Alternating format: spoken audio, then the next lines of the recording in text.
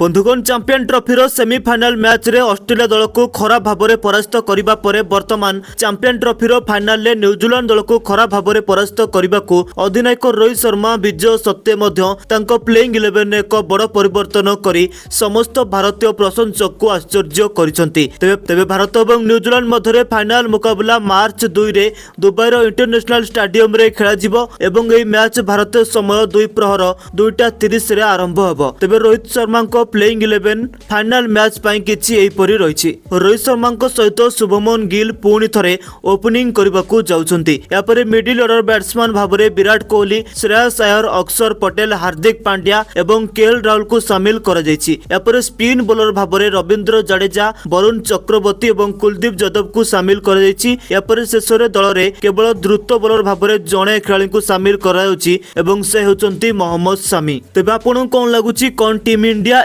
Playing 11 सहित final match रे New Zealand को परास्त करि परिबो कि आपनक मत गोटे कमेंट करी जणांतु।